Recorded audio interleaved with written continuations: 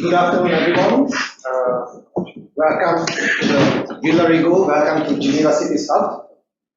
It is my pleasure on behalf of our team to welcome you all for today's great event on smart cities and human rights. A topic we believe very important, also at the local level, but also at the national and the international level here in Geneva. Without further ado, I would just like to give you some information about the technicalities. The event is recorded, so please keep in mind. And I look at our panelists to have confirmation that you don't mind that we tweet and follow the event on the social media of Geneva Cities Hub. I recommend all of you to follow in the future. And without further ado, it is my great pleasure and honor to invite Mr. Sami Kanan, President of Geneva Cities Hub, Deputy Mayor of Geneva, to deliver his opening remark, his keynote speech. And right after his opening remarks, I will cede the floor to Her Excellency Claudia Fuentes Julio, permanent representative of Chile.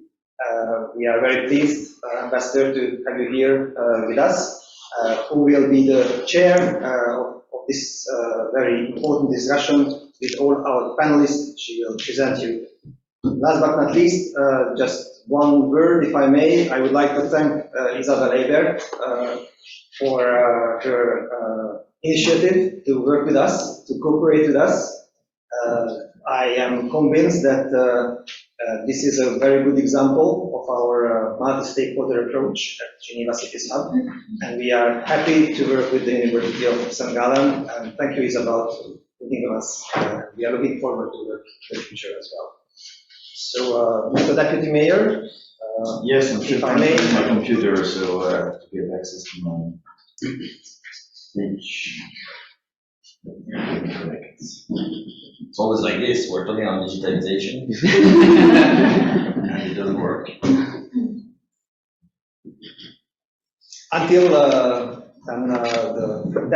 technology comes to us, let me also mention that we are at the Geneva Cities Hub, a platform to give the opportunity to local and regional governments to work with international organizations, and also to invite different stakeholders in the international discussion to share their experiences and practices, because we believe that all the global challenges we face here in Geneva International are challenges with effects and impact on the ground at the local level. And I'm sure that our panelists today will touch upon this very important issue, because smart cities development is very important, and it's clearly a city issue, and the human rights aspect, sometimes neglected, is something we have to keep in mind when working with the different actors on the ground. So thank you for your attention, and Mr. President, the floor is yours. Thank you for keeping time busy while I was opening my notes. Thank you very much. Most important welcome again at the University of Villa Rigaud. It's a very classical premises. It has to be renovated. We're hiding it a little bit, but it belongs to the canton of Geneva, the region of Geneva, but we're very happy to be here, very close to internationalization and very wonderful natural settings. I would to welcome in particular the Excellency Ambassador, most recently arrived in Geneva.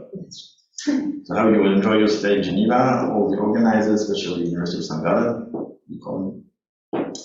So we are very happy indeed, like Albert said, to have you all together, being physically or digitally, about these very specific issues of the concrete implications of global challenges on cities in the field of human rights. So we are doing this as a side event to the 50th session of the Human Rights Council.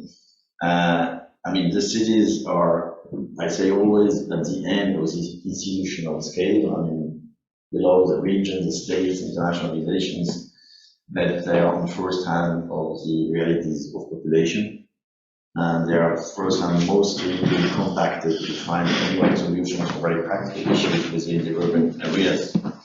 So they also work in a global framework, being mainly the SDGs, especially SDGs 11 obviously, but all the SDGs somehow are being somehow taken into account by local governments, and we need the engagement of cities to fulfill it, especially because most of the population of our planet lives somehow in urban areas. So we need smart, resilient, and socially just, equitable cities to fulfill the SDGs. And these are not just like buzzwords, they have to be implemented in a very measurable and complete way. The UN strategy on sustainable urban development highlights digital transformation and new technologies as one of the 4 frontier issues that require a special coordinated response. So the new urban agenda calls for the adoption of a smart city approach that makes use of opportunities from digitalization, clean energy, and technologies. So obviously technologies can have positive impacts. They constitute opportunities. If it's well governed, it can contribute to sustainable development, but in the absence of public oversight and accountability, we have huge challenges to meet, especially risks for privacy and freedom of speech and in general more transparency about how it's managed. So we all know, we all agree that one of the big challenges are the fact that data is collected on a massive exponential way, only used in communities, both by public authorities in some places and private companies, which raise a lot of concerns about privacy, the way surveillance is done in a transparent, ethical, and democratic framework, data sovereignty, and individual autonomy. So we need to ensure that human rights obligations fully apply in the digital sphere as they do offline. As I said, local authorities are closer to the people and to the private sector entities. So the involvement of the private sector into the discussion is primordial to guarantee the respect, protection, and fulfillment of human rights. But obviously also, suppose companies, the major ones, the GAFAs, we call them in a summarized way, but there are many more companies. There are such huge constructions, meanwhile, at the global level, that cities, a city alone at least, cannot really match such a huge power from these GAFAs. And we need a global response that these companies, or whoever, is aware of the obligation to fulfill human rights in an extensive way. So if we want to build a people-centered, smart, sustainable cities, and to remind that technology is never an outcome in itself, but a tool to offer better services for the citizens. So mayors and local governments in general are often the best positioned to detect the needs and human rights challenges on the ground, but also the contribution of the population, because whenever you include the population in discussion, you may even be surprised about the very innovative contributions they may have, both on needs but also on tools. It's the both sides of the discussion. So when discussing human rights deliverables under the UN Secretary's call for action and the roadmap for digital cooperation, we really need to pay special attention to map both the potential positive and negative impacts of smart cities projects on the fulfillment of human rights and link it with the work developed more globally within the Human Rights Council. So the explosion in digital technology is playing a major role in shaping cities, somehow, controlled and uncontrolled. And the challenge is to set a new direction that favors inclusive, resilient, and sustainable use of technologies by local governments, taking into account the respect, protection, and fulfillment of human rights. It's an enormous challenge because, as always, technology is much faster than the regulation. So we're like running behind. Since the European Union, I'm going to congratulate the European Union for all the work they're doing at the EU level to somehow build a legal framework. I know it's tough, a lot of negotiation, but still, we're changing the paradigm of discussion, and this is as such already good news. But cities alone, as I say, cannot. So the cities work in networks, try to at least exchange on this and find common discussion or at least points of agreement. And one of the discussions you have among cities is to avoid being too technology driven. It's a somehow understandable temptation, you know. Some companies come to you and bring full-scale system where it looks very nice, you know. It's very tempting, and they ensure the support, and then you're dependent on them. You realize that it's far away from the actual needs and perception of the population. So it should, I mean, smart city development should really focus more on the well-being of citizens and avoid putting it only in the hands of technicians or business people. The needs of young generation should be better reflected in the development work, because young generation are obviously somehow fully connected, but not always aware of all the risks. And some of this interaction, we have to include them as full partners in the discussion. So obviously, in that regard, international knowledge sharing is as important as the development of national policies and good cooperation for effective open implementation. They're really grateful for the happening of this workshop and the very optimal, I would say, combination of profiles and entities taking part and personalities, linking two countries like Chile and Switzerland. We're really very happy about it. We have a lot of Chilean citizens in Geneva. So some of them saw the website that I'm taking part in. They say, wow, great, we're happy. They're proud somehow, you know, that we have this partnership. And we'd like to thank the University of St. Gallen for this very interesting partnership.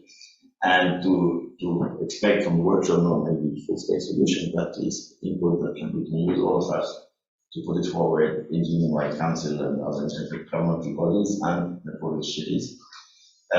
Not to make much longer, but in Geneva, as I'm in charge of digitalization, the first thing I realized is that we are not such an advanced city in that sense. Obviously, we have rather modern systems, but the awareness that technology is not, digitalization is, or smart city discussion is not primarily a technological discussion. Now it's done. We have designed a real policy of digitalization, including aspects like the environmental issue, the ethical issue about data management, you know, to have both the open data whenever it makes sense, but also to protect data whenever it's needed, to make it explicit and understandable for citizens. It's not always easy. And one very important pillar is inclusion of all components of the population, including those who are not really, you know, experienced for whatever reasons, economic reasons, other reasons. We often talk about the challenge of illiteracy in the population, because they are not fully able to, you know, write. It's a similar thing with digitalization. They have found, at least in French, a new word of electronism. It's kind of digital illiteracy, in one word. And even in the city of Geneva, we saw during the COVID crisis, when the school went online during the first phase of the pandemic, that most households didn't have really laptops at home. They all had smartphones and no laptops. That school online with a smartphone is a bit difficult. And when they had a laptop, it was a tension because many people used it in the same household. And but you all have a situation where pupils have to teach their teachers how to get connected. So that could also happen. Let's get back and to make a concrete example, we are now building a network of both public partners, NGOs, and other partners about digital illiteracy. First step, obviously, is diagnosis, because some people don't even dare to say that they're lost, you know. And the second would be what steps, you know, in all fields of society. Especially as an administration, we have responsibility because obviously we are now digitalizing our processes and access to our whatever, you know, procedures. But some people are not able to do it. It can be older people, but other people. So to keep also physical contact open, I mean, somehow available, not to cut off this option. So this is a very important issue for us. And another one is to find a balance between being obliged to still use classical data solutions in some cases. I'm mentioning it because next week in the Parliament, we're proposing to put all administration on the cloud with Office 365, because we have been searching. A full-scale solution doesn't exist at this stage yet. I hope you will one day somehow. Yeah. But on the other hand, we work with local companies and providers and open source solutions wherever we can on specific projects. So we try to have this balance in mind. But I will stop here because I didn't talk too much about it. But again, thank you for your presence. I'm looking forward to the change for some minutes before I will have to leave. Excellency. Yes, thank you so much. I would like to thank your keynote address, Mr. Sami Kanan. This is, I believe, is really sets the tone for our conversation this afternoon. So thank you so much. So I am actually going to ask as the chair of this event today, but as a chair, I was allowed to speak very briefly, a couple of minutes, but I promise I will keep my time as well, and then I will give the floor to everyone else. So let me start by saying that I'm very glad to be here today in the company of all of you to discuss actually one of the issues that is, let me say, this kind of at the frontier of the human rights discussion, in the sense that is these topics that are relatively new to the core of discussion that we normally have in the context of Human Rights Council or different human rights organizations. We are really at the very beginning of understanding and what are the implications on human rights of digital technologies and different and digitalization. So I think this gives us the perfect setting to discuss this kind of issue. Also from Chile and in general from Latin America, this is a very important issue. Maybe some of you have traveled or are originally from Latin America. You can see how cities in Latin America are highly urbanized. Latin American cities are one that are really growing faster in terms of urbanization. So really this is a very, this is the context in which we should look at it from a Latin American perspective. And urbanization also means very densely populated areas in Latin America. Also areas of very unequal cities as well. So I lived in also, of course, in Santiago, it's a very unequally distributed. Rio de Janeiro, which is a city that I lived for a very long time. Just a question of looking at the city, how divided it is in terms of inequality and so on. So my point here is that when we discuss about issues of digitalization and technology and smart cities, as they're called, you need to put it in a broader context, in a broader, more structural context in terms of what it would means to bring a human rights approach to understanding digitalization. And in the context in particular of Chile and in Latin America, around the world even, this means putting it in a more complex social, economic, and political context. And I think it seems to me that the challenge today of the discussion is actually to do that. So how can we bring the discourse of smart city to issues that are more related to citizenship, democracy, equality, and inclusion? And how do we better use also those technologies in order to do that? So that is a general framework. Of course, this issue has been developed in the Human Rights Council. We have been super busy here in Geneva these past weeks because of the Human Rights Council. What's not for you? No, for me it's wonderful, but it's keeping me so busy that I haven't been able to see this beautiful city, you know? But anyway, so even within the Human Rights Council, we have seen some of these initiatives. We have this discussion on resolutions like the right to privacy in the digital age. We have human rights on the internet and the new and emerging digital technologies and human rights, the links between the United Nations guiding principles on business and human rights, and so on. So there has been an ongoing discussion within the major human rights institutions as well regarding these topics. As we were going about to learn, we actually went by Chilean colleagues here in the panel. There are many opportunities and challenges on this issue. And in my country, there have been very interesting ongoing discussions about smart cities as well. I think for some of you might be interesting to know that in Chile over the last couple of years, we have been discussing about the rules of privacy in terms and conditions of web services. Also have been strengthening the standards for the treatment of personal data are higher now than they were even a year ago. the regulation to protect consumers' rights related to services that use artificial intelligence has been created. These are things that I didn't even know before, but I happen to know now that we have this framework, which is also super important. And we have in place a new regulatory framework for cybersecurity as well in Chile. So once again, this is an ongoing discussion in my country as well.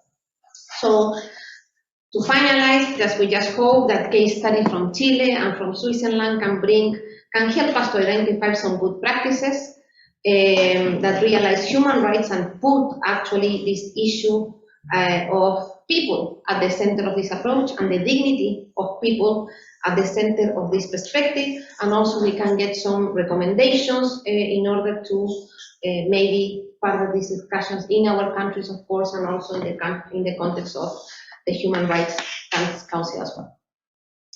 So thank you so much, and now I'll come back to my hat as chair.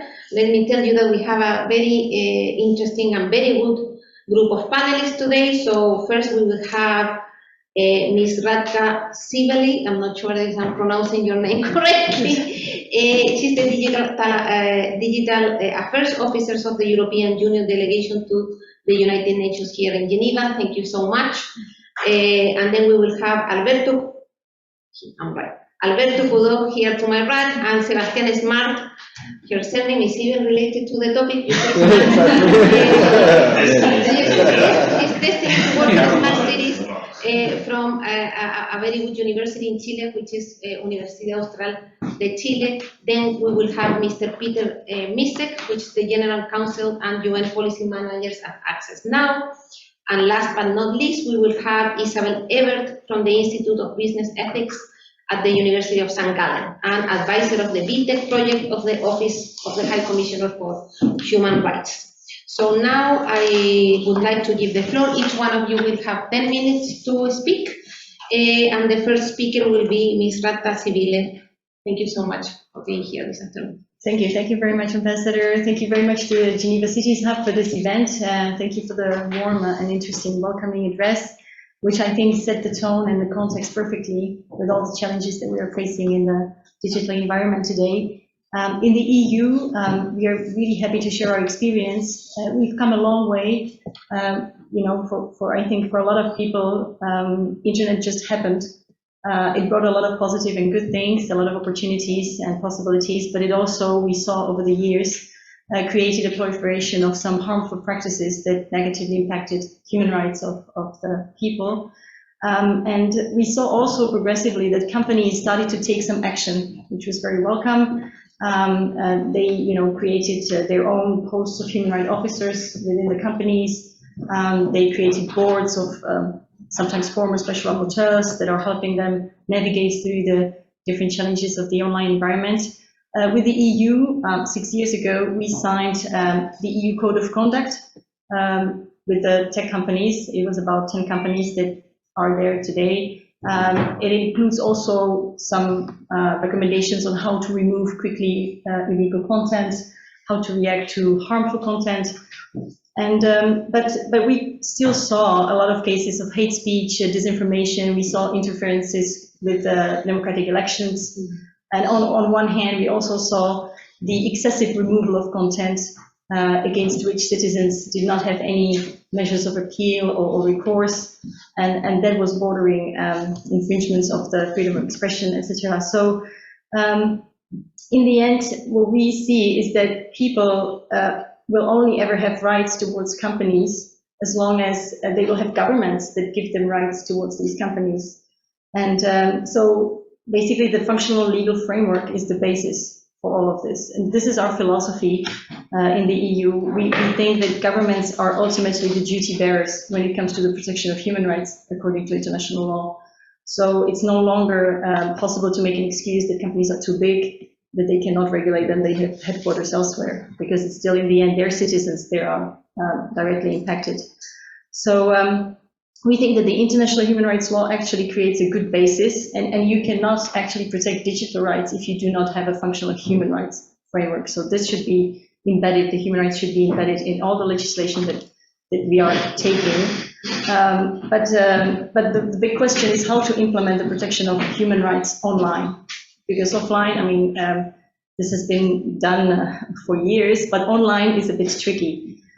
So in the EU Digital Decade 2030, which is a huge framework of digital reforms that the EU has been taking, we focus on two major pillars. First is to create a safe and open and accessible online space for citizens. And on the other hand, we also try to empower people to try to work even better with the online environment by giving them digital skills, by facilitating digital transformation of public services, of businesses, empowering small companies, etc. So when I come back to the first pillar, which is the regulations, and you can see that there has been a lot of pieces of legislation on digital coming out of Brussels over the past year. We started with data because ultimately it all starts with data. They are at the bedrock of everything. Cities generate tons of data every day, which are in direct contact with citizens. And so in 2018, we came up with the first big legislation, the Gdpr, which I think to date is still the toughest privacy law and security law I think that there is in the world. It created, it I think highlighted a lot of rights for citizens, such as right to consent, right to be forgotten, right to opt out. And so people started to be more and more aware. Also, the companies started to be more and more aware of their obligations and rights. At that time, there were some voices of concern warning that it would stifle innovation, that the companies would flee out of the European market.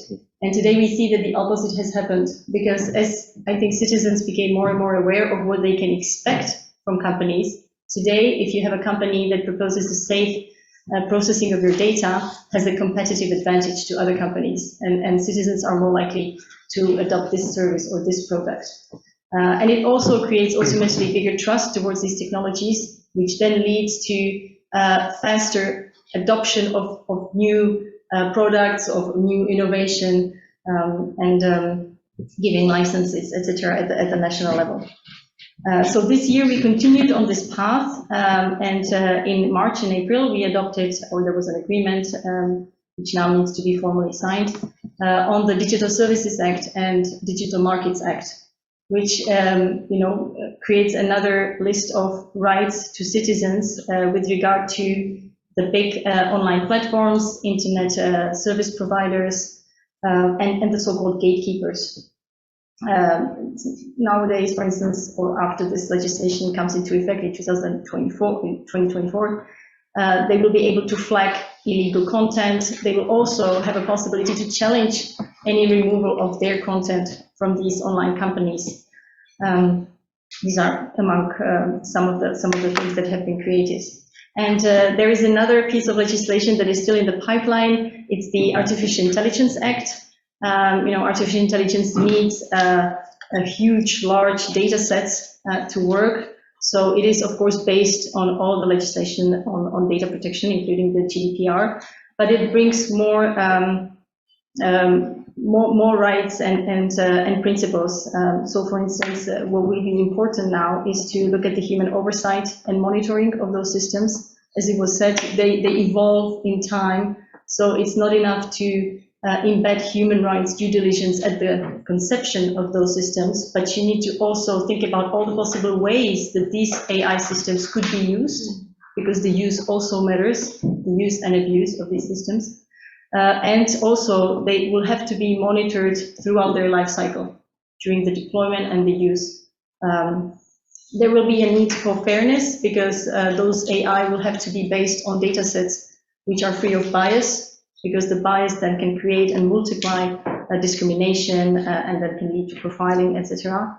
And there will need to be more transparency, because a lot of these AI black boxes are just not clear enough of how they make decisions, and if you use them to situations such as recruitment or social services or banking, law enforcement, it could be very dangerous, and they could have dangerous impact on people. And of course, there will be some AI systems which represent particular harm to people, which will be completely unacceptable and prohibited, such as the social scoring or the use of remote biometric recognition in real time.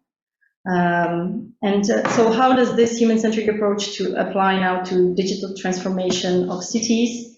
We have an initiative that is called livingin.eu, which is based on the ethical and responsible access, use, and sharing of data, and also on the interoperability of the digital transforms based on the open standards, because as it was said, we need to use open standards wherever possible, while of course protecting privacy on the personal data. And today we have 115 European cities that participate in this initiative, which is funded by the EU structural and investment funds. I just wanted to also say that all this legislation and these initiatives, they came out of groups like this, organized by civil society. They were all consulted for many, many months, actually, through several rounds of consultations with civil society, academia, private sector. So it's this bottom-up approach that then ensures that the measures that we are taking are actually useful for people and can impact their life positively. And because Ambassador also said, spoke about the need for connection and connectivity of remote cities, we came up with a new initiative towards third countries, which is the Global Gateway Initiative. And here we're talking about 300 billion euros of investments, which will be done through European institutions, European member states, private companies, but also EU investment funds, and which will basically be targeting the connection between Europe and the world through networks and different fiber optic cables, but also cooperation on computing, on AI, and sharing of experience. So thank you very much, and I was happy to present this here. Thank you. Thank you so much. It was really interesting to hear your presentation. So next, we'll have the intervention of Alberto Codó and Sebastián Smart. I believe that they're presenting the key findings of a research that they have been working on related to initiatives in Chile human rights standards. Thanks, Madam Ambassador, and many thanks also for the Geneva City Hub for hosting this very important event. When we talk about smart cities, we talk about two things. Now we talk about smart, which is applying technology, but also about the cities. And as the Deputy Mayor has already highlighted, today more than half of the world's population is actually living in cities. And it's projected that by 2050, 2 out of 3 people will be actually living in cities, especially, as Madam Ambassador said, in the global, or the so-called global south.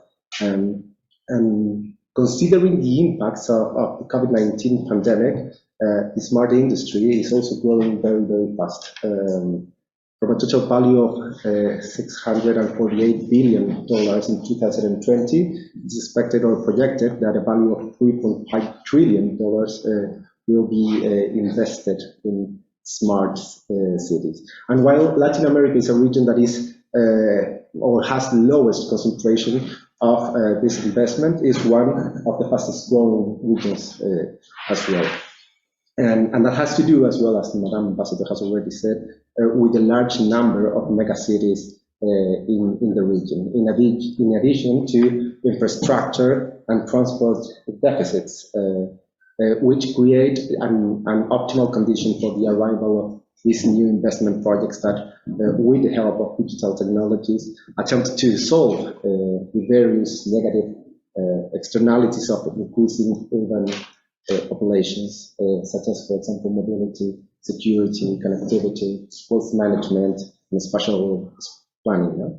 So, considering what has already been said, these very strong public and private links and smart city projects, we have asked ourselves at the beginning of this project, what is the applicable regulatory framework in Chilean law, but also abroad, for smart cities? And first, it's really important to recognize that these projects are very, very different depending on the areas or sectors in which they operate. The actors involved as well, they can be national, they can be international, they can be public and private. They include different stakeholders, as we have in the state, academia, civil society organizations, private companies, public sector, among others. But also the scale or the magnitude of both the projects and the financing.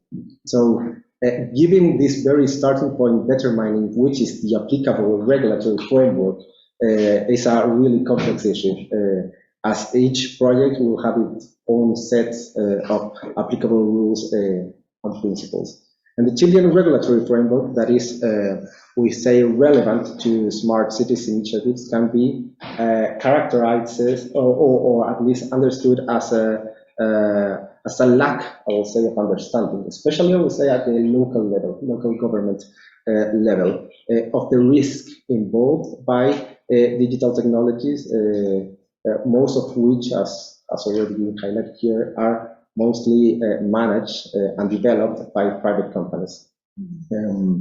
So regulations which are actually applicable to local governments often in Chile do not mention or refer to human rights, which are assumed to be a function of the national government, not at the local government. So somehow the applicable normative framework is characterized by a lack of comprehensive view that encompasses all the challenges and the multiple edges that arise in these types of projects. And the lack of recognition, for example, of a right to the city, which implies the recognition of a legally protected interest for those who live in a city to be able to participate in decisions that affect them, is one of the issues that conspire against the adequate regulatory framework in this regard. In this sense, it seems essential that there is a legislative and policy coherence with specific and coordinated competences, so that different institutions or different stakeholders can actually coordinate. What we find is that what we have at this moment that could give us some coherence at the local level could be the usage of the UNDP's United Nations Guiding Principles on Business and Human Rights. But also, it is really important that education and advocacy measures are taken to ensure that people are actually aware of their rights and also of the different mechanisms for redress. In this scenario, we have asked how can we assess smart city initiatives or projects, and we are taking two case studies, which is Santiago and Valdivia. They are very different, no? A very big metropolitan area, which includes 54 municipalities for one city, and the other one is a very small one, which is governed by one municipality, no? It's a city of, so we will, Alberto now will provide you a brief description of these cases, which has been addressed by an empirical methodology using a qualitative approach, basically based on semi-structured interviews with different stakeholders, document analysis, and some requests for public information, mainly to analyze the agreements that there are between public and private entities and with the administrative context. So thank you to everyone, and well, I'm going to continue right now. So in Santiago, there are countless initiatives under the umbrella of smart city discourse. So it is difficult to cover them all. According to a report of the McKinsey Institute, the city of Santiago ranks first in the number of smart city applications used by citizens, on a par with Buenos Aires and above other cities such as Mexico City and Sao Paulo. Likewise, in the 2020 ESS Cities in Motion Index, Santiago ranks 68 in the list of smart and sustainable cities in the world, although there are many rankings. There's a whole industry of rankings of cities, you know. But here, in this ranking, at least Santiago appears at the top of Latin American cities. We'll keep that. Yeah. Yeah. You have as many rankings as they favor you. But one of the main initiatives in Santiago is the Integrated Center for Regional Management. That is an institutional arrangement that arises from the collaboration between the metropolitan regional government and the University of Santiago. This center consists of a technological forum that allows monitoring, collecting, and analyzing data and information stored from 1,500 CCTV cameras, 10 air quality stations, 15 points that monitor weather conditions, and 275 cameras of the operational traffic control units. The latter make it possible to observe more than 19 million daily trips made by the population of Santiago City. Although this is the only smart city program that is supported by a formal administrative act. It does not mention human rights standards or other general clauses for data protection or safeguards for the protection of eventual conflicts between private and public interests, although it's a big sentence. Another project, the 5G Smart Plaza in La Florida, one of the biggest municipalities in Santiago, is illustrative of many other initiatives that are on the pilot stage. So this project entails intelligent lighting, a video surveillance systems, 5G public Wi-Fi, charging ports for electric vehicles, and a citizen participation portal. The project was inaugurated in 2021 with the participation of public and private actors. But on the other hand, we also find C Santiago, Ciudad Inteligente, a program of Corfo, the public agency in charge of funding entrepreneurship and innovation projects. And they have developed initiatives such as Paseo Bandera, a temporary smart city laboratory, which has also been criticized as a placebo intervention. And these are only about 3 examples of projects that became either temporary interventions, unfinished data collection activities, or complex initiatives that include so many different stakeholders that have become the stereotypical picture of smart cities. I mean, like piloting, urban disruption, like urban lab. And on the other hand, we have the case of Valdivia, a city that always appears among the first in the various rankings that measure quality of life in the Chilean cities. And among the most important factors are access to public services, the amount of green areas, walkable distances, and the geographical environment. Moreover, as confirmed by the same service, Valdivians are very proud of their city, showing a great sense of belonging, which are attitudes that allow us to hope for a better and maybe a smarter future. So with a population of 166,000 inhabitants, Valdivia not only receives people who want to come to live in its territory, but also various types of investment in urban development, and both the size and demographic patterns of the population have been relevant factors for the emergence of projects labeled under the concept of smart cities. According to one of the interviewees, the fact that Valdivia presents itself to the world as a knowledge-producing city makes it ideal for the emergence of smart city projects. For another interviewee, the conditions of smart city in Valdivia are optimal: the number of inhabitants, the scale of the city, a fiber connection network to the entire urban area, and an adequate geographical environment. In this scenario, a smart city technical committee was created, so-called La Mesa technique, based on a collaboration agreement signed in 2018 between the municipality of Valdivia, our University of Austral, and the company Telefónica del Sur, although it's the engineering computer science faculty, it's not the law faculty. And the company Telefónica del Sur. The object of the agreement is to establish working links and mutual cooperation for the implementation of certain plans, programs, and common projects that derive from the committee and that contributes to the economic, sustainable, and innovative development of the municipality of Valdivia in areas related to the concept of smart city. And I'm quoting the agreement. Also, the committee must promote the development of innovative technology-based products and services with special emphasis in areas of mobility, security, tourism, and the environment. These plans, projects, and programs should be effectively communicated to the community according to the agreement, and also the goods arising from them can eventually be processed as creations or patents incorporated into intellectual or industrial property registers. In the agreement, for example, which is like really innovative, as to have an institutional governance device for smart city initiatives, there is no reference to human rights or to data protection, only a general confidentiality clause that is very general, and so I think that's not much currently. Also, the 3 entities of the committee stand on an equal basis. I mean, the municipality, the university, and the company. So with that, there's no any safeguard for the protection of the public interest in case there's any conflict. Since its creation, only 2 projects have materialized under the umbrella of this committee, which is also illustrative of these unfinished data collection activities. First, a smart Valdivia point, which includes different sensors, 5G connectivity zone and charging stations for vehicles or e-mobility, cameras, and second, cameras on the main bridges connecting the city with intelligent systems for recognizing objects and people, and registration of car licenses that was used by the local municipality to manage traffic and know how many of these vehicles were paying the circulation permit in Valdivia, which is an important part of the funding of these municipalities. Although this is the only multi-stakeholder governance for Smart City project, the agreement needs to better address potential human rights risks.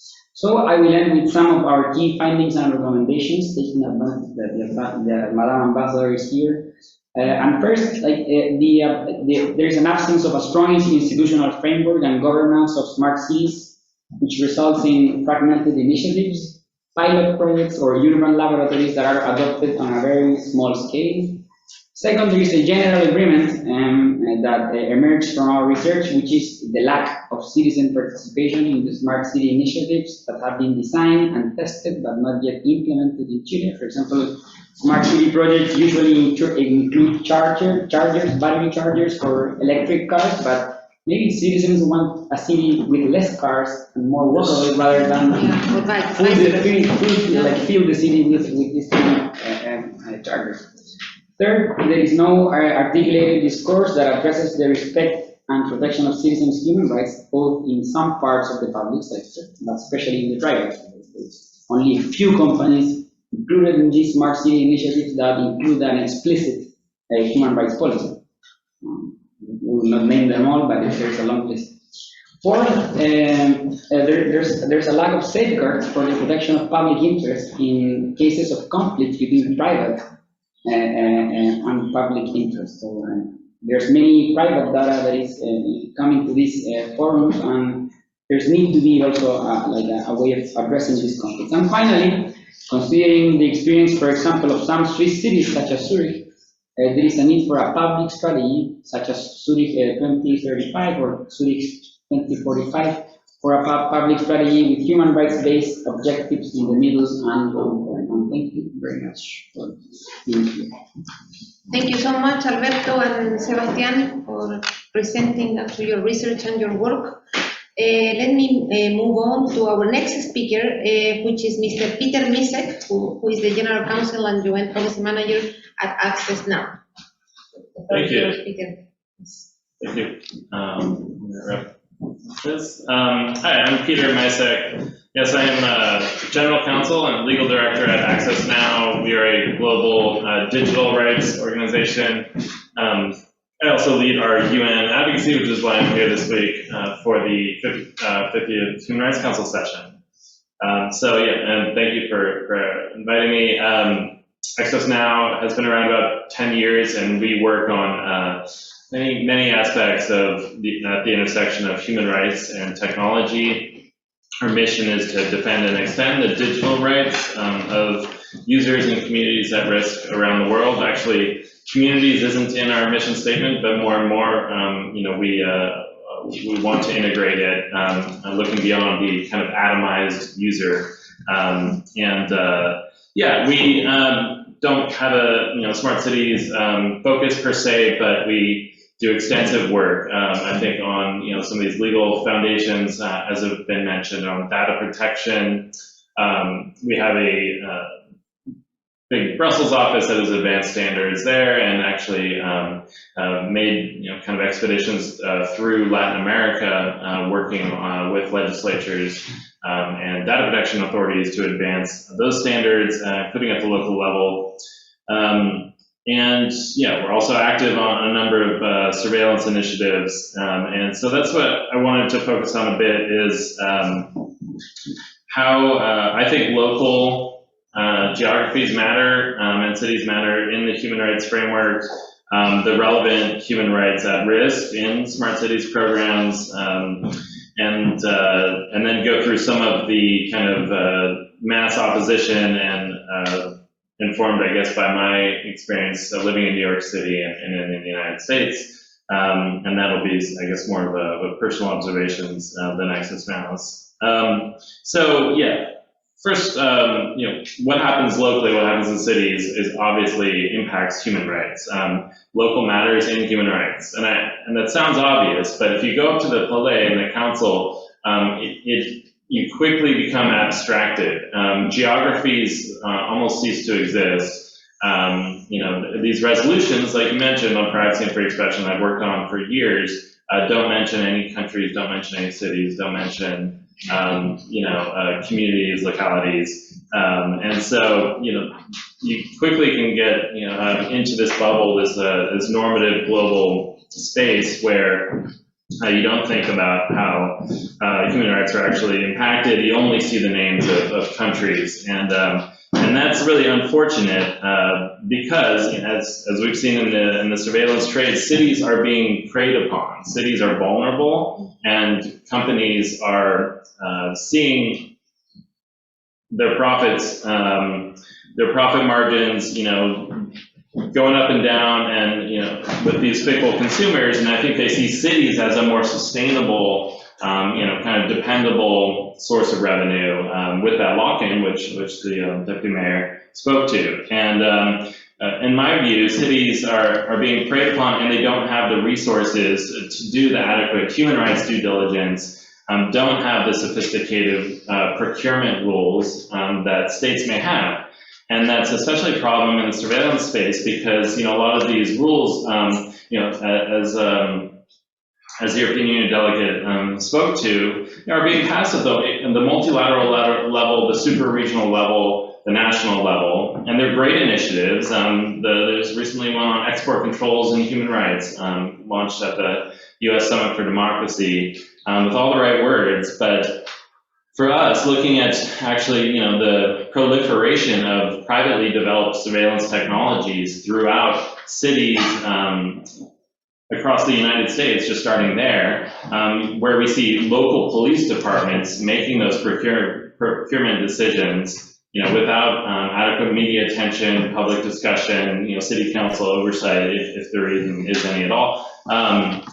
They are already procuring some of the most dangerous and invasive technologies like Clearview AI's facial recognition tools that scrape the entire internet, the entire world's internet, to produce what we believe is actually a very accurate tool. Accuracy is actually part of the problem in this case. And selling that to local municipalities and with abandon. So, if there aren't rules that penetrate down to that local level, human rights agreements that we form here are not going to be worth more than the paper that they're no longer printed on. There's a resistance movement that pops up, and Access Now is part of that. Throughout Latin America, we released a report on the proliferation of actually mainly Chinese surveillance technologies throughout the Americas. And that's another point that I wanted to make is Deputy Mayor spoke to GAFA, and it is not just GAFA that's producing these. Huawei is obviously a massive company that was featured in our report, but many, especially of these surveillance tech producers, are even private companies. They're not publicly traded. There's very little disclosures from the companies or investor scrutiny on them, and they're proliferating kind of in the dark. They're mushrooms that are popping up in regulatory darkness and finding many willing clients even at the local level. And so across LATAM and the United States. So obviously I mentioned due diligence procurement guidelines are necessary as in addition to export and import controls. But there is a great movement across the United States that they'll take part in a little bit that are called community control over police surveillance, or CCOPS laws. And these are being passed at the municipal levels or at the county levels across the United States. And they're saying that the civilian governance, the city councils say, they will require that city council get a say in any procurement of surveillance technology. And so whether it's the police department or whoever it is, Parks and Rec is requesting bids for surveillance tech, they first have to go to the city council and at least say what they're going to use it for, why they need it, and then what safeguards are in place. Some of these CCOPS laws actually go further and say, and they also need to report back on the actual use of these surveillance tools, like cameras and whatnot. So it's a very cool movement. it's being, it's certainly informed by communities of color and by those historically targeted by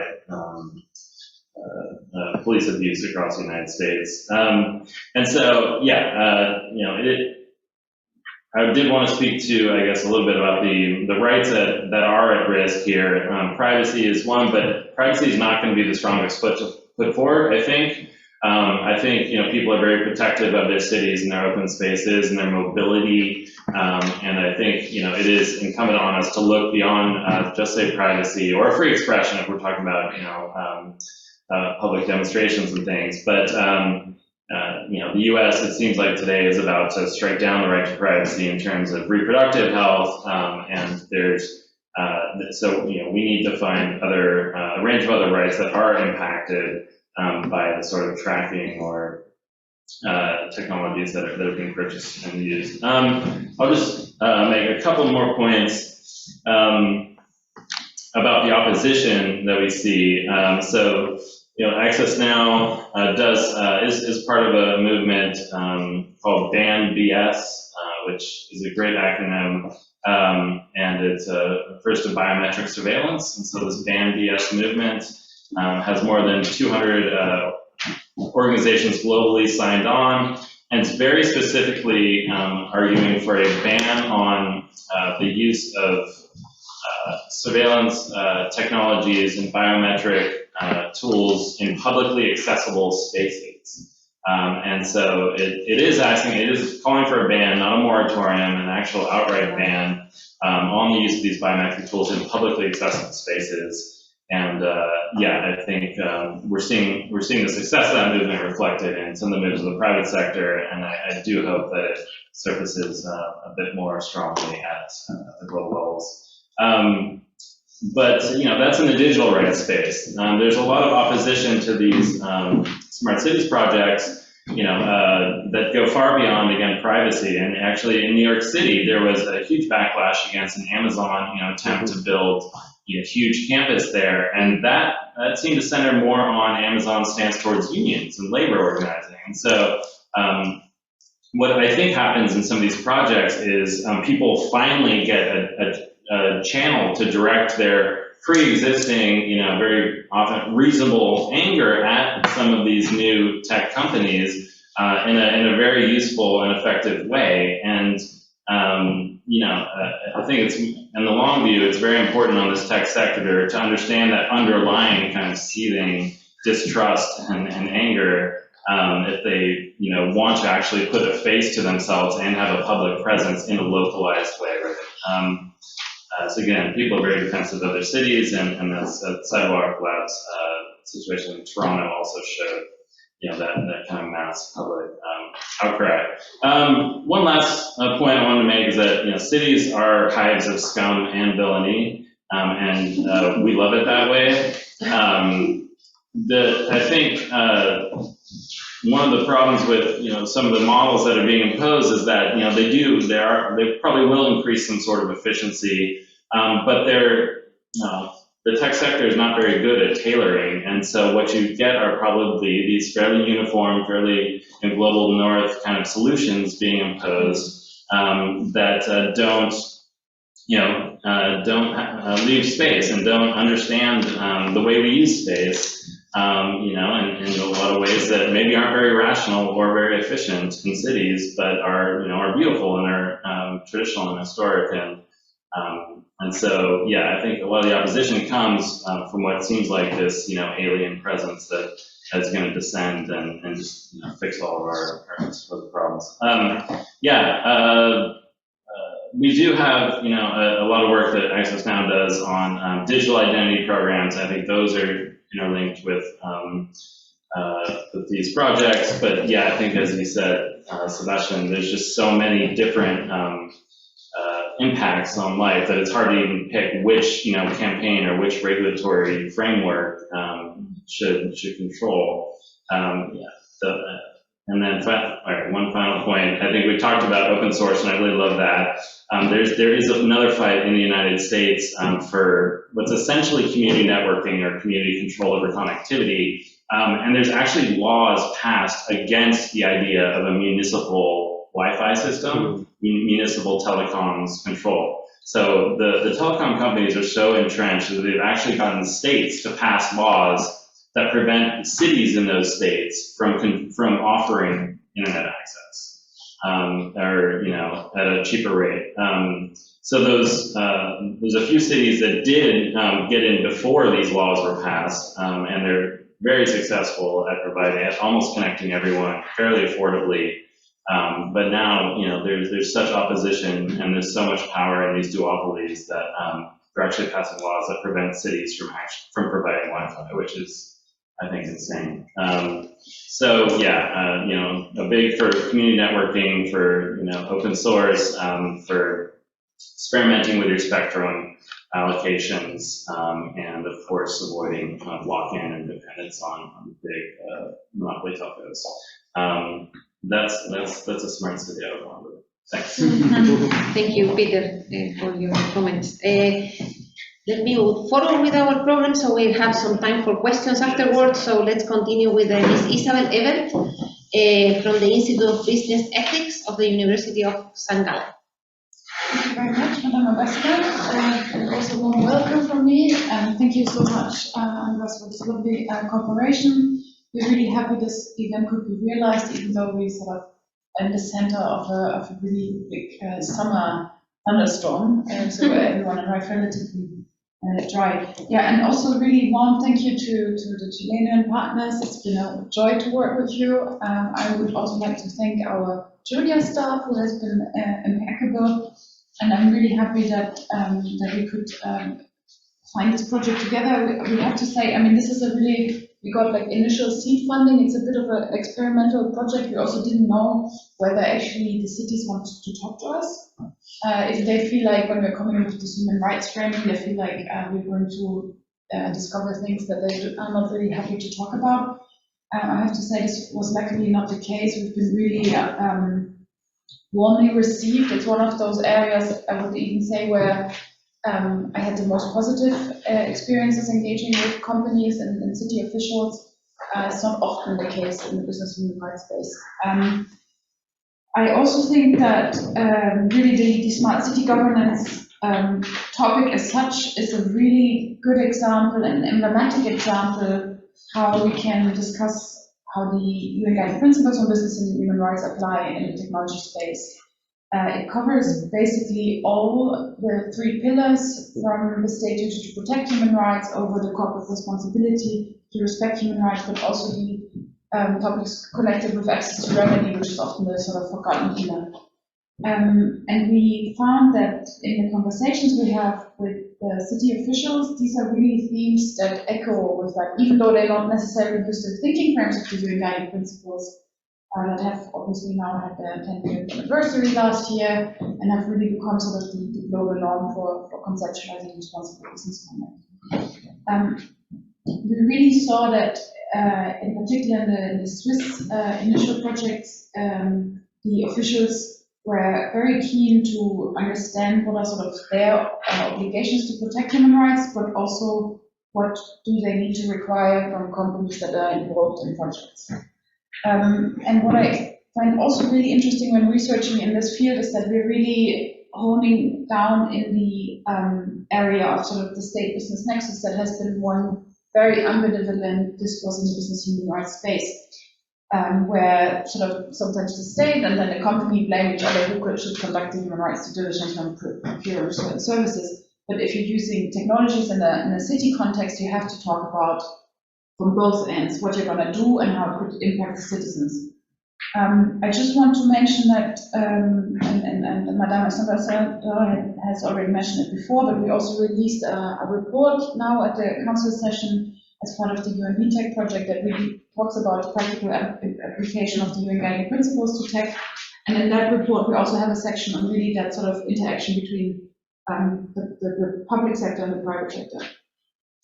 And just to add sort of the Swiss counterpart to Santiago and Valdivia, we chose Zurich and St. Gallen. We actually first wanted to choose Zug because we thought, okay, there's a lot of cryptocurrency stuff going on, so sort of Zug is the crypto valley of Switzerland. but we didn't find that much of a smart city engagement going on there. So we opted for Zurich and St. Gallen. Which doesn't mean that we want to reestablish, the divide between the French and German-speaking part of Switzerland, but it was just, it were the cities where there was a lot of momentum. What is interesting in the comparative perspective is that the ownership of the smart city project in Zurich, at least, which I talk about mainly, is really strong. So. Also coming to rankings, Zurich has just, I think it's very important to talk about rankings, so mine is the one from The Economist that has just been released this week. Zurich made the 3rd place, just being basically competed by Vienna and Copenhagen. And I think you could really feel when we spoke to the officials that it's for them, it's important that the citizens are happy. They feel really responsible to the people living in Zurich. That also doesn't mean for them it need to be Swiss citizens, but they were really mindful that they're sort of governing an international city. There were approaches where people could handle projects that were just needed to be broadly related to the city. And I have also to say that we didn't find that there's a lot of AI and big data used at the moment. Nevertheless, and I think that really comes to that sort of defending our city, we see that there's sort of this hoping from certain actors and also small pilot projects where it's exactly the right moment now actually to launch this conversation, to make sure if the private sector gets more strongly involved, for example in Zurich, that they do it on the rights respecting basis.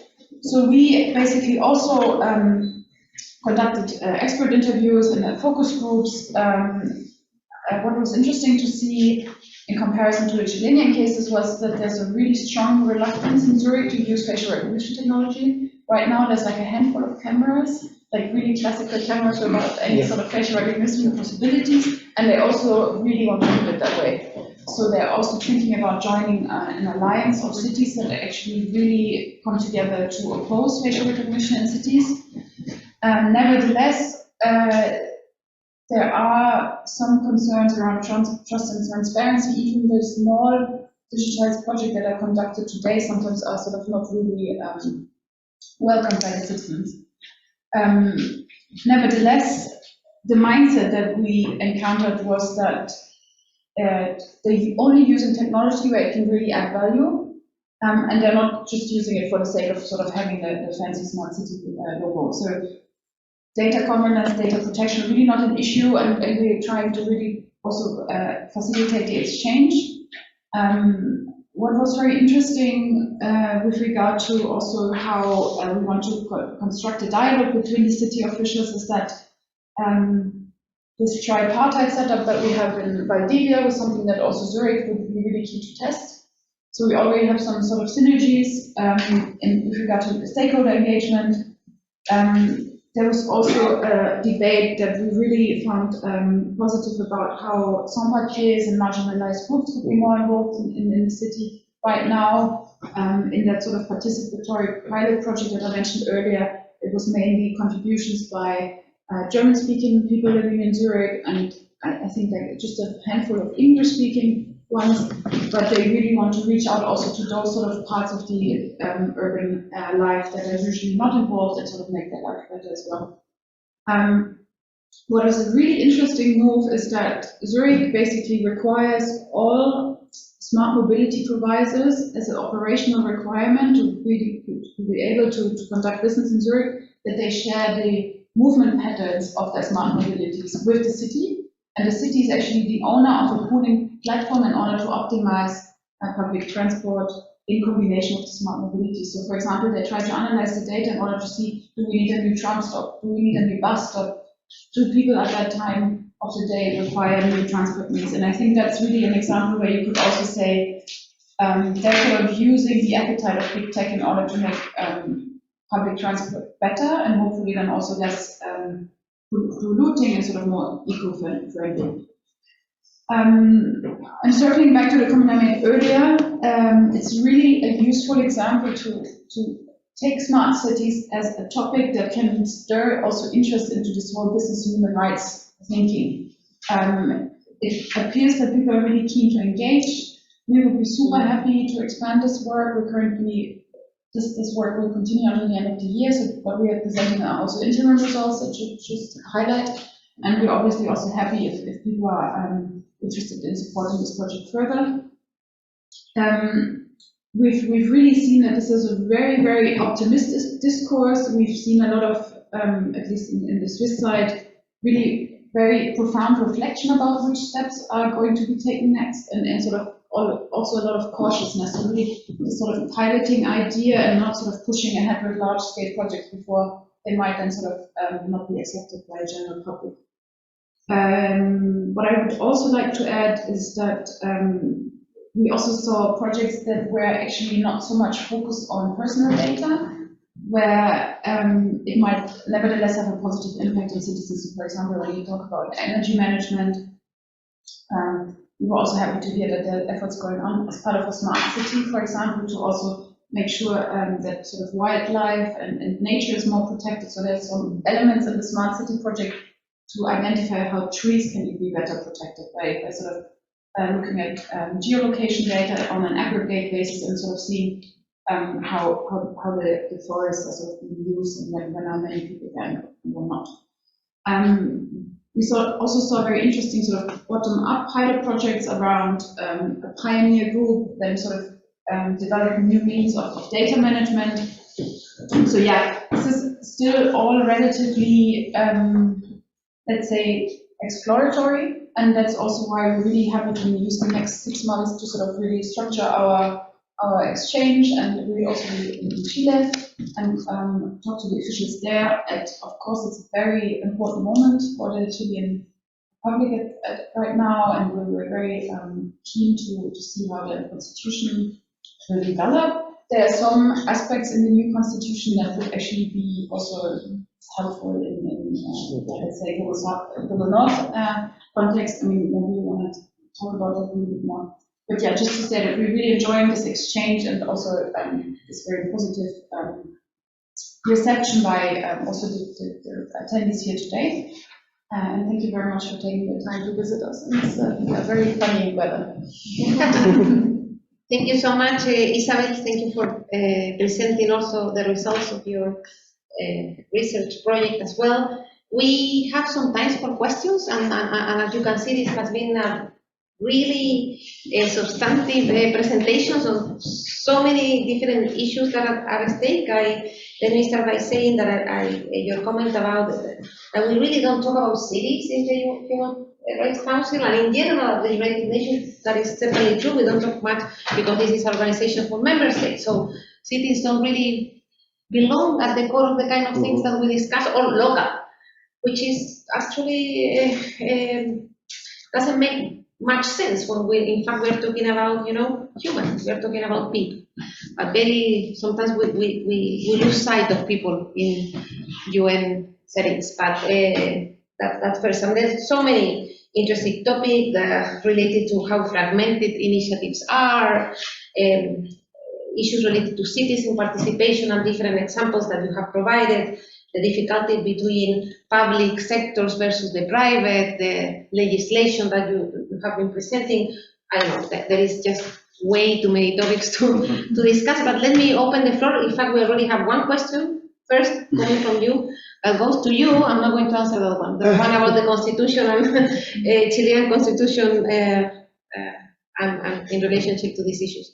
But let me open the floor to see maybe some of you have some questions. We have actually still some time to take comments or questions. Yes, I'm ready. If you can, thank you. If you can also introduce yourself. Thanks. So, hello, good morning. I'm Anne Wong, and I'm the co-director here at the Geneva Cities Hub. And we're mentioning that cities are not present enough, in your intergovernmental work at the UN, and that's really at the core of our mission. Basically, we're pushing for local and regional governments to be more present at the multilateral level, including in the Human Rights Council, where we do think that when talking about human rights, cities have really some good practices and experiences to share in terms of human rights implementation. I have two questions. And I think the first one is for the Sebastian. You mentioned in your intervention that there was no reference to human rights at the local level, mentioning that there was no, in the institutional framework, I think at municipal level. So my question is really, why? Because they don't know about it, because they're not aware about it, because you mentioned that they think it's a national responsibility, but they are main providers of human rights through public services. So I was wondering if you had if you could dwell a little bit on that, that would be quite interesting. And the second question is to Radka. Thank you so much for your presentation. I learned quite a lot, I have to say, about the EU framework and how avant-gardist you were in that field, so thanks a lot. I was a bit struck by the fact that, we talk about the fact that cities do probably not have the means to, or are not aware about all those human rights issues when talking about digitalization. So at country level, also they try, but what works is, when basically a group of countries, like the EU, really, puts all its power behind it and, enacts new legislation, and that works. And so I was wondering to what extent cities could ally, themselves. And I think, Isabel, you mentioned that there was an alliance of cities. So I feel like it's only by regrouping, different actors that you can have an impact. So I was wondering, you had mentioned an initiative like Living.eu. Are there other initiatives within the EU to really, try to, group people, a different group of stakeholders, so that there's more power, basically, to counter all these initiatives trying to, encroach on our digital rights? Thank you. Thank you. Any more questions or comments? Or would you like to start with those two? They're not easy ones anyway. So let's start with those. Yeah, should I start with the question on Isabel? We have 3 questions, yes. Well, yeah, I mean, there are avenues for hope in case the new constitution will be approved on the referendum on September 4th, which is mandatory voting, so we don't know, but at least the text, it includes many innovations like that could be considered under the frame of digital constitutionalism and others that could be applicable to the smart city initiatives. For example, regarding your question, there's a specific clause in the draft, in the final draft, that states that human rights must be also considered at all levels of government, like even in all the territorial autonomies, for example. Like human rights must be like the core or the objective of these autonomies. There are also privacy clauses, and probably this is if it is approved, it will be probably the strongest protection against privacy, because it also includes metadata. For example, it protects privacy against predictive inferences, because nowadays, like, personal data is a bit useless. Through different data, you can also infringe on privacy rights. So it's very interesting because it's a unique. It will be the only constitution in the world, including protection of privacy against metadata. We don't know how it will be implemented at the end, but the interesting thing is that we would also be the second constitution in the world to include an independent data protection agency, following the Mexican case. At least that it is an independent institution, an independent authority with broad investigating and sanctioning powers included in the constitutional text. There's also a specific right to digital connectivity, which is also important. There's also a right to participate in a digital space free of violence, like, for example, reproducing the general statement that human rights in the offline world should be respected also in the online world. And there's also a principle of net neutrality, although it's not a specific or an easy or a non-polemic concept, but it's there. We have to see how it evolves. There's also a state obligation to overcome the gaps in access, use, and participation in the digital space. And last but not least, there is a specific right to the city included in the catalogue of rights, which entails a protected interest for the citizens to participate in every program of urban development or urban expansion. So I guess it may be one of the few constitutions in the world that includes this right. That it's a very complex right for our individual mindset, or for the individual mindset with which we usually approach, right? So that's also very interesting. So, yeah, that's the answer to the question.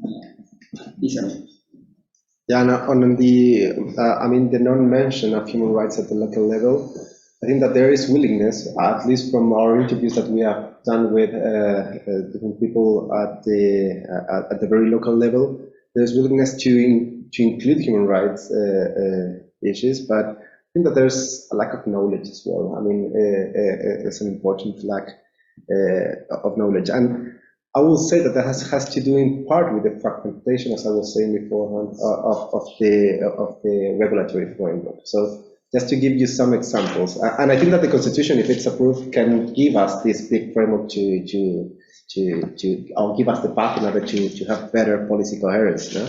But just to give you some examples, we have a National Action Plan on Business and Human Rights. The first one and the second one was approved by the previous government without much consultation at the end, but there's no regulation on tech within the National Action Plan on Business and Human Rights, no, first of all. But on the other hand, as Madam Ambassador was saying, we have, for example, a cybersecurity policy, which is really interesting and incorporates human rights issues. But we also have an artificial intelligence strategy that does not incorporate much of human rights factors.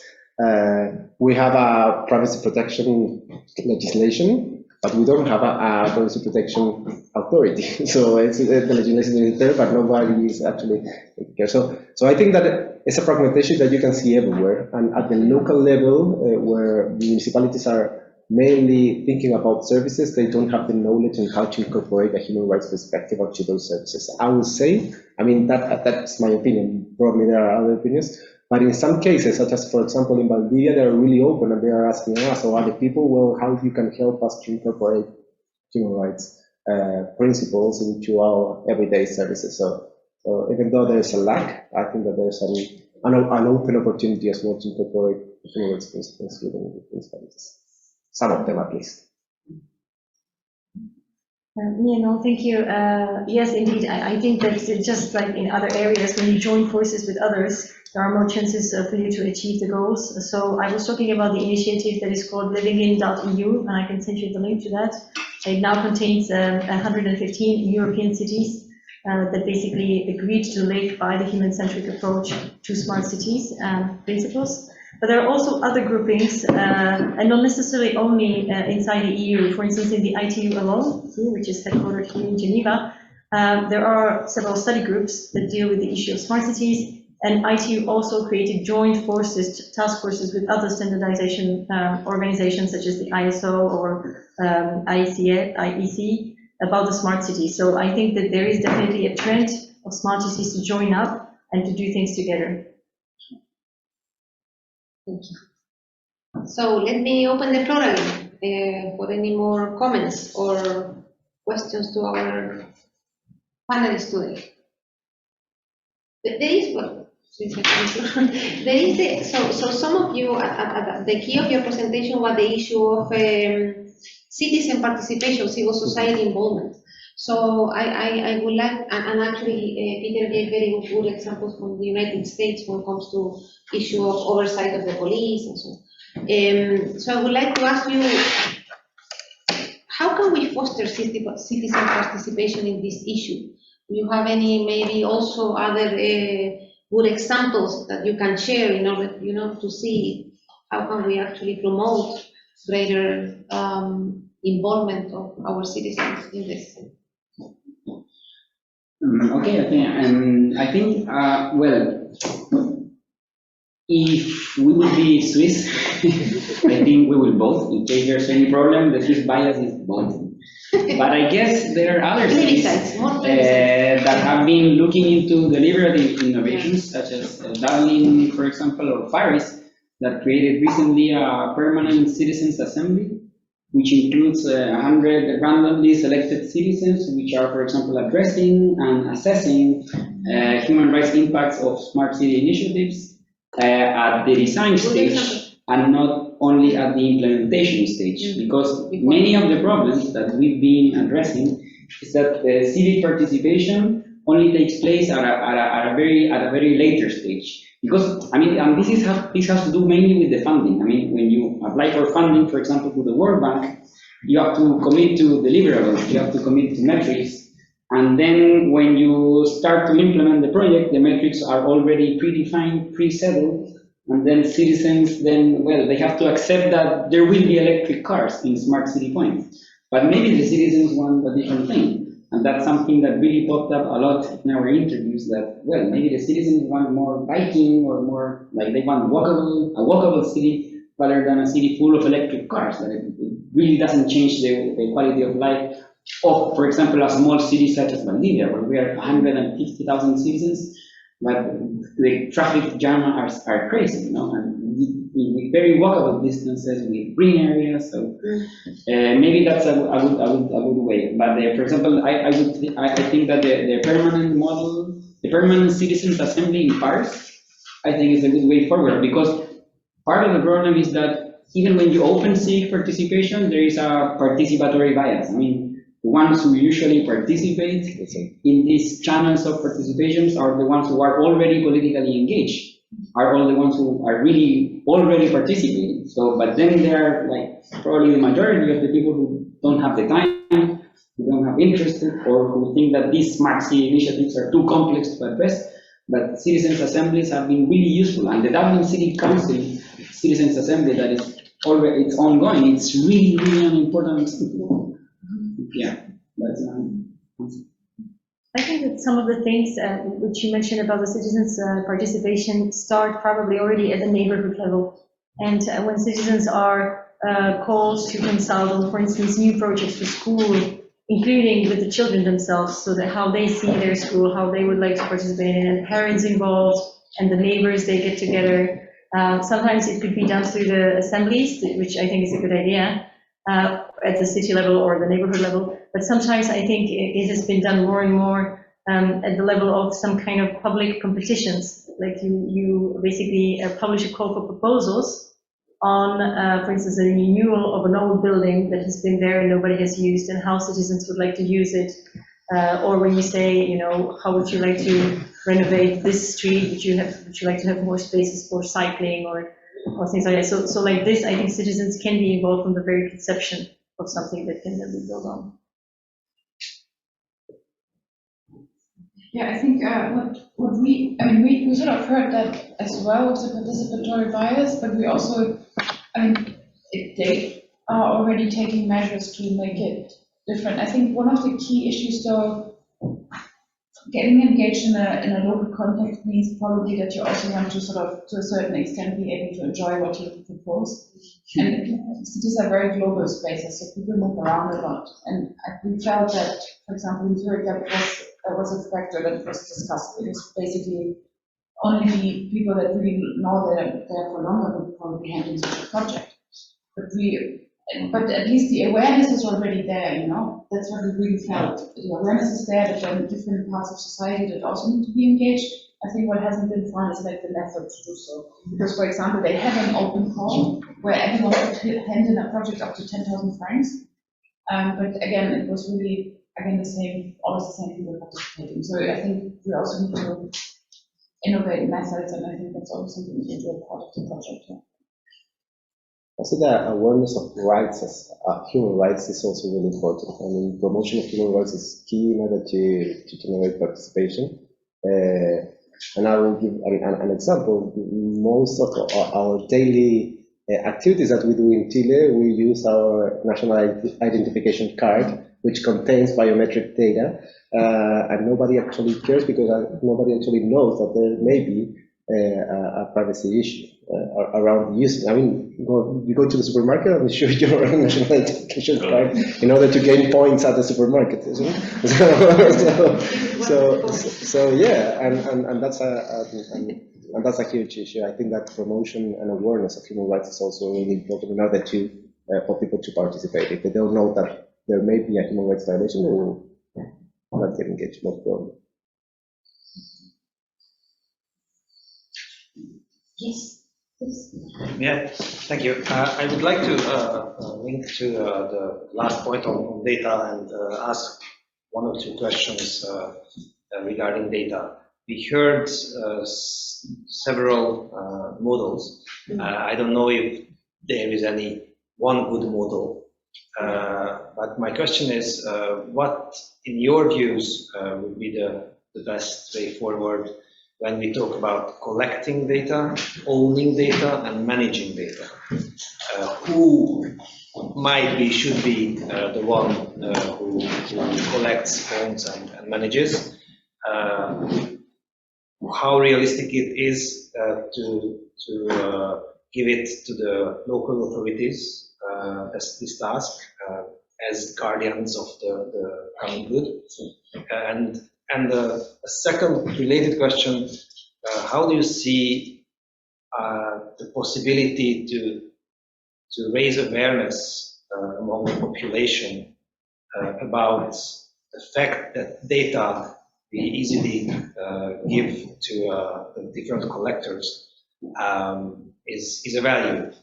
Because I think especially the young generation, but also the older ones, take it sometimes granted that I hand over my data and nothing happens, and we just ring the alarm bell when something negative has happened. Thank you. Thank you. Peter is the expert. Yeah. Well, I think, we realize, it seems like cities need, a certain amount of data in order to deliver the services that we expect. And, there's always going to be some collection, I think, that's necessary. I would, look for ways that, first of all, in terms of empowering citizens, I mean, the idea behind the data protection, I think, regulatory model is that you can go to your local data protection authority and you know who they are, and you can start there and then work your way up. And I think that, localizing the access and the regulatory powers is key to that system, I think, to function. Because otherwise everything, is just going to get, you're not going to get a lot of participation, I think, unless it's really distributed and hopefully coordinated, through the regional and national level, and then internationally even. And that some of that coordination is starting to take place. Our data protection, there's a big data protection conference, at least one or two, where all the authorities globally get together. And I think we're working towards a system that, has more meaningful connections, between, for example, the EU model and other models, so that people will more seamlessly be able to enjoy that mobility and have a baseline expectation of what their data protection rights are. Because that's, I think that's really lacking right now. It's just an average person's understanding that their data is valuable, their data is personal, and they have rights to exercise over the collection and processing of that data. So that's definitely a long-term campaign, and I think, cities and schools have a lot to do in that. But yeah, in the meantime, cities, I think, should be much more protective of the data that they hold and they collect, and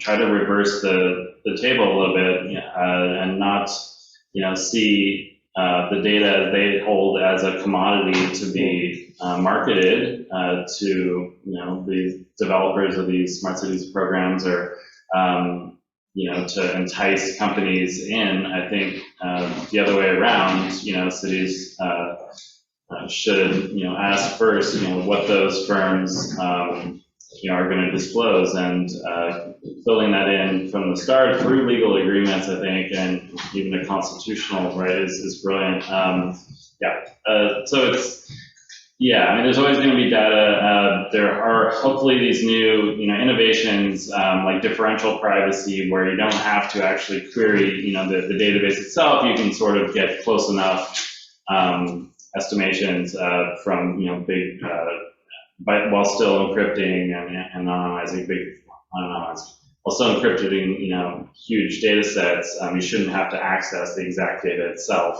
in order to get the answer you need, in order to, know your trash delivery system is working, for example. So some technical innovations, some legal safeguards, and then definitely a mass movement around data protection. Thank you, Peter. Yes, please. It's Danny Müller, I'm deputy of the Swiss University Government as our foreign service in Switzerland, and I'm moving to my next post in Santiago actually next month. So my question will be about the city's experience in urban settings. We talk about the fact that as Human Rights Council is an intergovernmental body, etc., our political systems may be rather different in a lot of aspects, but challenges that cities face when it comes to involvement of citizens or their relationship with tech companies, etc. It's kind of comparable, I guess, a lot of times.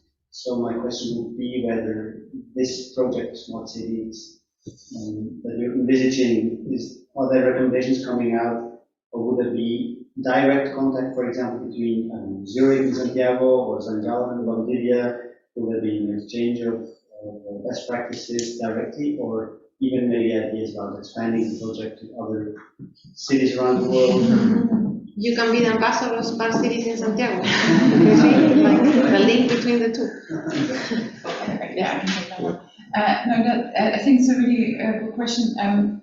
So yes, actually we already got the commitment of at least the Zurich city officials that they really want to basically have an exchange with Valdivia and Santiago's counterparts, and in particular with regard to that tripartite structure that the Valdivia Smart City project has, with the sort of what's sort of currently not being done in Zurich, because they had sort of a different setup. They had a consultative approach beforehand, just speaking to experts, and then obviously given by the legislative structure, the smart city strategy was proposed by the elected policymakers. So that's why also the setup is a bit different, and I think that would also be interesting to compare. Alberto spoke before about voting, and we raised that, but again, in this sort of city council setup, it's actually the city council that then sort of steers the whole process, so there's no necessity to vote on it. But that also lowers the mobilization around different steps that are being taken. So I think the officials are really keen to sort of experiment with different engagement methods, and one of those was the tripartite setup that we saw in Chile. So in that regard, yes, definitely we're trying to facilitate that exchange, and it would be fantastic to also draw in other cities from Europe. I think Amsterdam and Barcelona would be super interesting to reach out to. And I think in particular that angle with the sort of human rights aspect is something that is not so common in terms of this relatively applied research project set. So I think that's really where we can add value. Okay. Yes.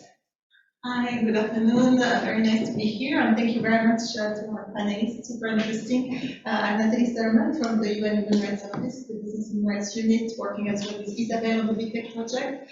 And I was wondering a question to our researchers.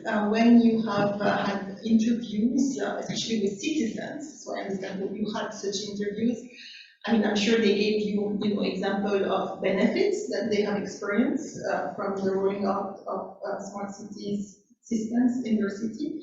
But I guess you have heard as well negative experience, so meaning citizens having had, their human rights badly impacted by some of the technologies and services in place in their cities. So I was wondering if you could share any of the experience that those citizens have had in terms of how they felt about it, if they knew where to go to complain, and if they were as well aware that it was actually possibly a human rights violation. Thank you. Well, I think the first problem is that citizens are not generally even aware that they are being subject to, for example, intelligent systems. For example, there's no public repository of intelligent systems that are currently being used in cities. So I am participating in a committee organized by a private university, and we are creating the public repository of AI systems used in cities. such as facial recognition cameras or sensors. So that is a first problem, like awareness of that that your data is being collected and is being used for some purposes. A good practice, I think, the Zurich case of QR codes, which, although not many citizens are using that QR codes, is very interesting because there's a possibility to be aware that you are crossing a sensor, for example, and in that case you can challenge like the concept of smart cities that was provided. I don't know, it's like Cisco or IBM that said what is a smart city is a city of a seamless web of invisible sensors. And probably that is the first problem, that we first need to know that there's materiality behind these intelligent systems that are currently being used to collect data, to process data, and to use that data for some purposes. So I think the first problem is awareness. And I think that the NGOs or the citizen initiatives that we interviewed told us the same.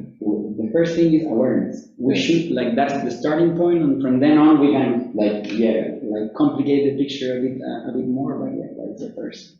I think that there's one thing that people are starting to get aware, at least in Chile, which is surveillance. There have been some lawsuits, for example, against the local governments, but also companies, because of the use of, for example, gloves that are stuck there with cameras, targeting particularly some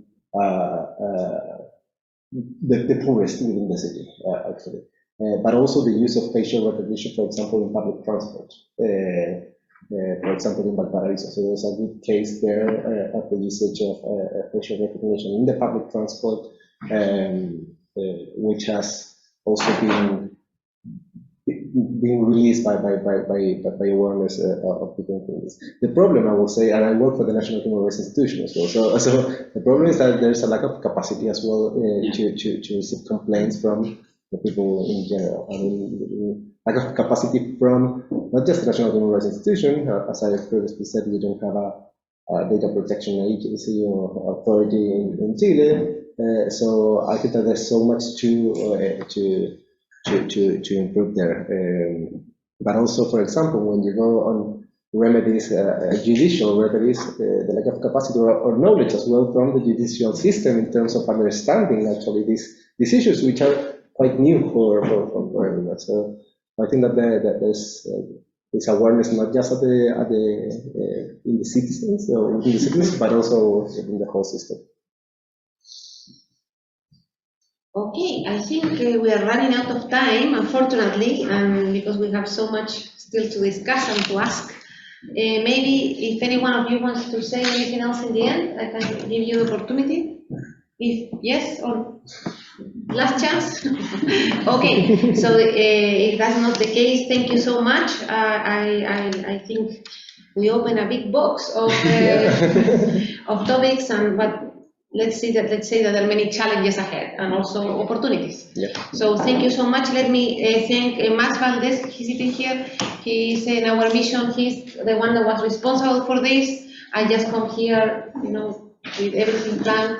And yes, so he's really the one behind this event. So thank you so much, Max, once again. And thanks to all of you for taking the time for presenting your research. This has been wonderful, and I hope we can keep collaborating. Yeah, we also want to thank our assistants, yes, Mariam, Shagil, and Agustina Noguera, who are part of the project too. So thank you so much. And they stand on a need of it. Okay, so, well, anyway, so I hope you can enjoy a little bit of Geneva, despite the day, and thanks again. Thank you.